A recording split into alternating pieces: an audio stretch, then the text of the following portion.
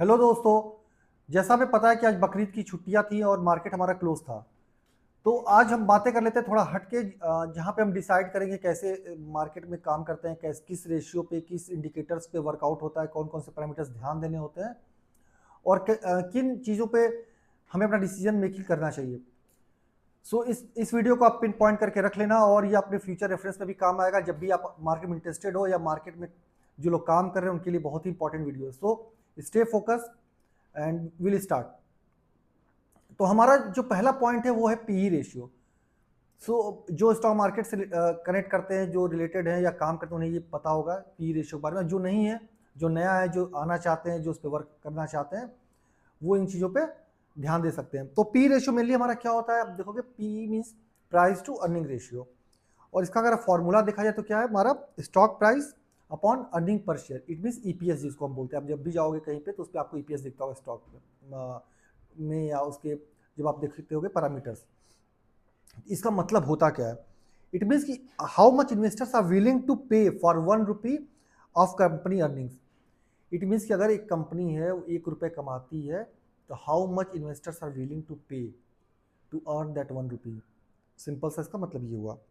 अब इसका एग्जांपल हम ले लेते हैं। अगर एक कंपनी का हमारा स्टॉक प्राइस 100 रुपीज़ है और उसका ईपीएस है, अर्निंग पर शेयर है 10 रुपये, तो पी रेशियो क्या हो जाएगा 100/10। इट मीन्स 10 रुपी, 10 हमारा रेशियो में। इट मीन्स कि meaning investors are paying to ₹10 for every 1 rupees earnings. Okay, so अब इससे हम क्या इंटरप्रेट करते हैं, क्या ये हो सकता है, कैसे डिसीजन होता है। तो ये होता है mainly high P and low P. अगर आप देखो हाई पी होता क्या है कि अगर हाई पी किसी कंपनी का है it means high growth expectation from that company. और अगर वहीं पे आप लो पी देखते हो तो इट मीन्स अंडर वैल्यूड और स्लो ग्रोथ। तो अगर दोनों केसेस में अंडर वैल्यूड और स्लो ग्रोथ में भी हमारा लो पी होता है। तो ये हमें डिसाइड करना होता है कंपनी अंडर वैल्यूड है या स्लो ग्रोथ, ये अदर पैरामीटर्स पर हम डिसीजन ले सकते हैं अगर ऐसा हमें समझ में आता है।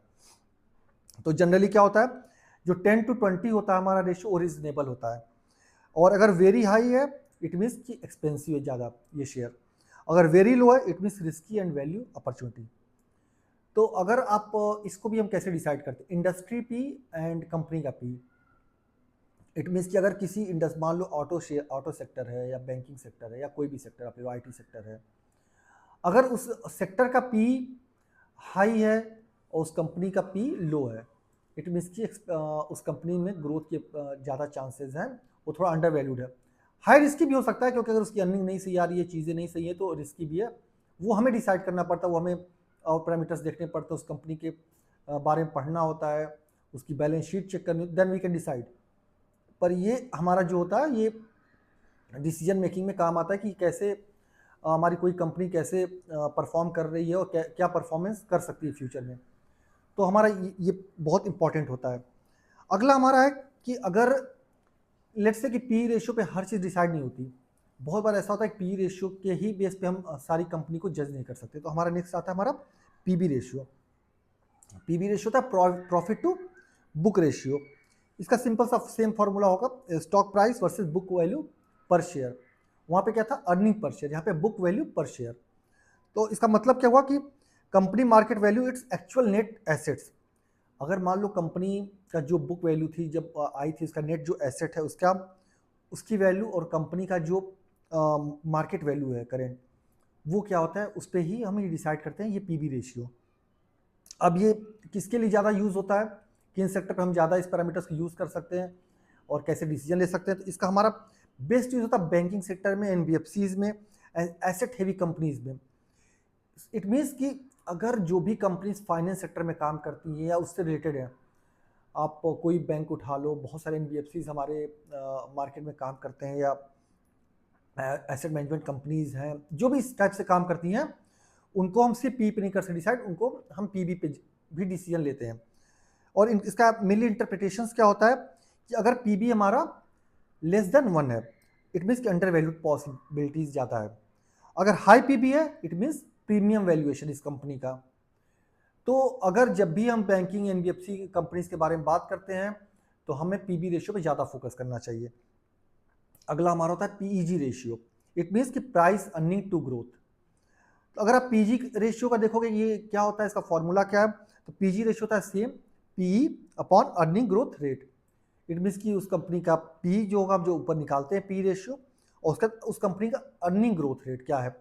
ओके, तो इसका मतलब क्या हुआ कि हमें ये चेक करना होता है जो कंपनी का हमने पी निकाला है। जैसे हमने स्टार्टिंग में डिस्कस किया कि पी जरूरी नहीं है कि अगर पी उसका सही दिख रहा है, वो कम है, तो वैल्यूएशन उसकी सही है और हम ले सकते हैं, वो रिस्की भी हो सकता है। तो ये हमें डिसाइड करने के लिए काम आता है कि अगर कंपनी की जो ग्रोथ दिखा रही है, जो हाई या लो पी रेशियो है, वो उसको जस्टिफाई कर पा रही है कि नहीं, उसके लिए हमारा होता है पीजी रेशियो। अब इसका इंटरप्रिटेशन क्या है कि अगर पीजी लेस देन 1 होता है तो अंडर वैल्यूड ग्रोथ स्टॉक है और उस पर चांसेस है ग्रोथ के। अगर पीजी अगर 1 के बराबर होता है, इट मीन्स कि फेयरली वैल्यूड। और अगर हमारा पीजी ग्रेटर देन 1 हो जाता है, इट मीन्स कि एक्सपेंशिव रिलेटेड टू ग्रोथ।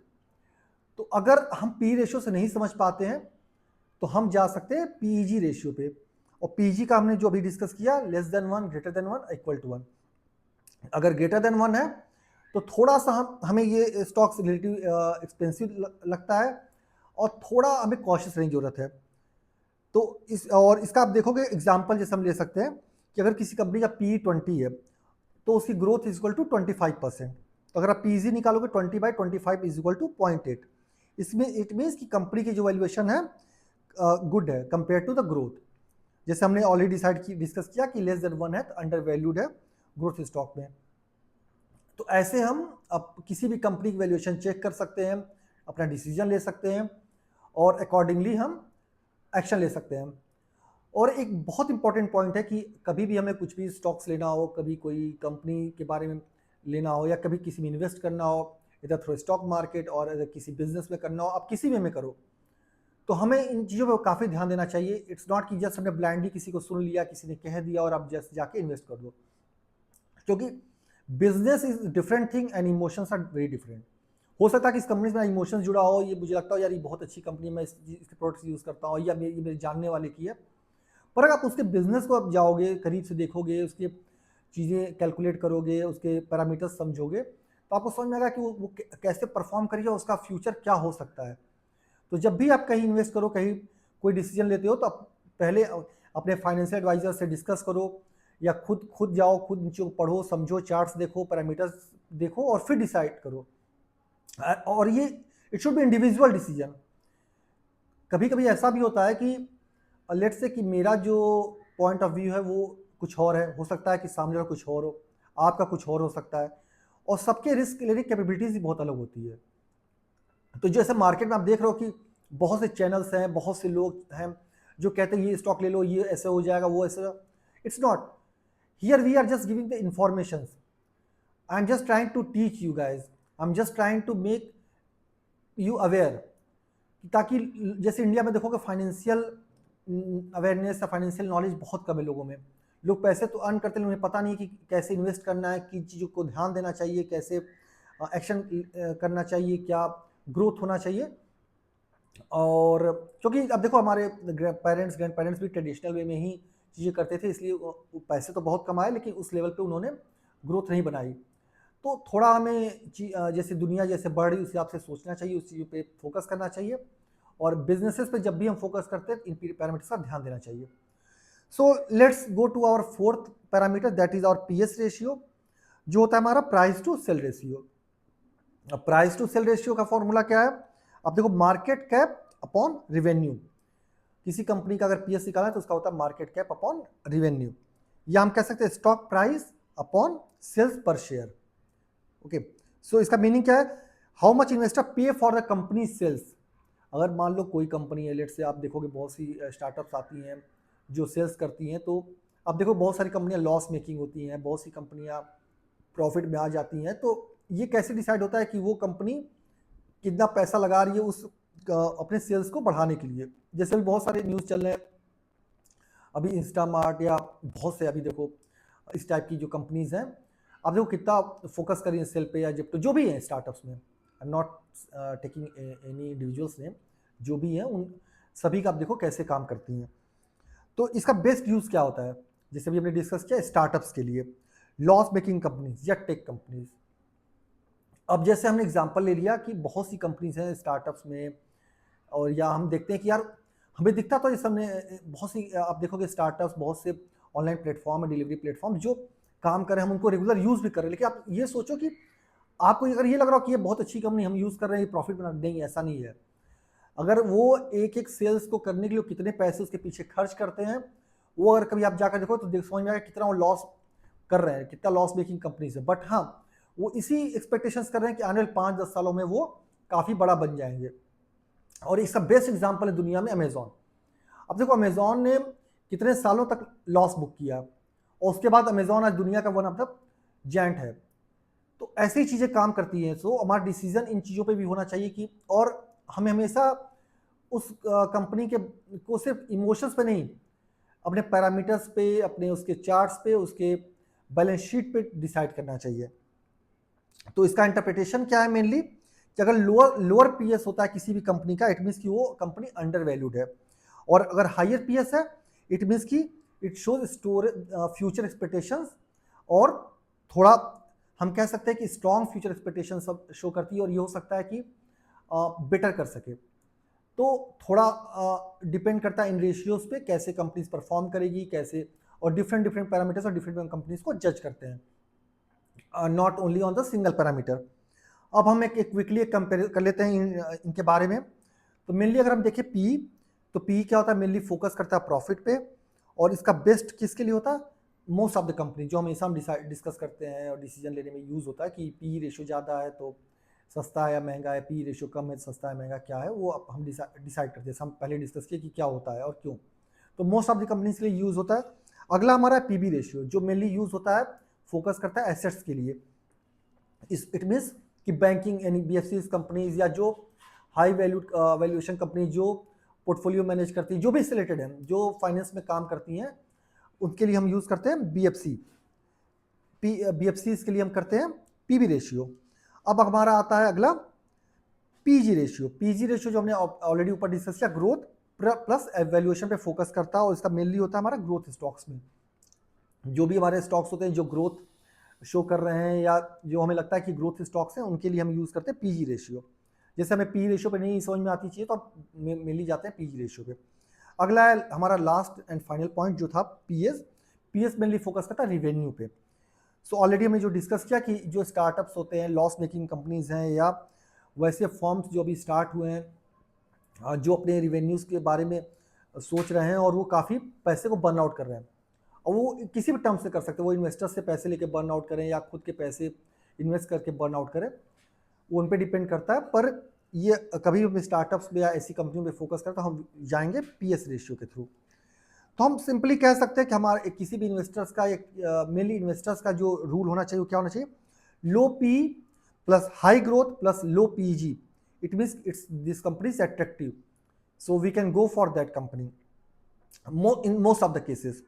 अगर very high P plus low growth is equal to risky valuation, तो वहाँ पे हमें थोड़ा कॉशियस रहना चाहिए और वो थोड़ा सा अपने रिस्क कैलकुलेशन करना चाहिए उन स्टॉक्स में। अगला हमारा था for banks. So for banks के लिए, एनबीएफसी के लिए सिंपल सा फॉर्मूला है check PB more than PE. So अगर हम एक एग्जांपल से समझना चाहें कि कौन सी कंपनी कैसे डिसाइड होती है, तो आप देखो इन्फोसिस जो आईटी सेक्टर की एक जायंट है, और हम कह सकते हैं कि इंडियन मार्केट की भी एक हाथी कंपनी है। तो उस पर हम कैसे डिसीजन ले सकते हैं, पी, उसके लिए पी ज़्यादा इंपॉर्टेंट है। पर वहीं पर अगर हम एचडीएफसी बैंक लेते हैं, स्टेट बैंक लेते हैं, या पूना वाला लेते हैं, कुछ भी इस टाइप की लेते हैं, मुथूट फाइनेंस है, तो उनके लिए हमारा कौन सा पैरामीटर्स होगा इंपॉर्टेंट, पीबी। अगला हमारा था जोमेटो। जोमेटो है, मीशो है, या हमारे ऐसी जो भी स्टार्टअप्स कंपनी है, फिजिक्स वाला है, आप जो भी इस टाइप कंपनीज देखोगे उनके लिए हमारा क्या, जो हमने पहले डिस्कस किया, डेट्स अ पीएस रेशियो। तो अगर हम कोई भी कंपनी को इन पैरामीटर्स के बेस पे डिसाइड करते हैं, डिसीजन लेते हैं, इट मीन्स कि we are going in the correct direction. और अगर हम रैंडमली किसी की बातें सुनकर, किसी के कहने पर, किसी वीडियो से, किसी जस्ट रैंडम जाके किसी कंपनी में इन्वेस्ट करते हैं, तो always it's a risky game, and we should not do these things and we should avoid. So better discuss with your financial advisor, take your own decision, and be educated, and please focus. So please follow me and subscribe me for more detailed information, and we'll come back with more such videos to make you more educated and more informative. Thank you everyone.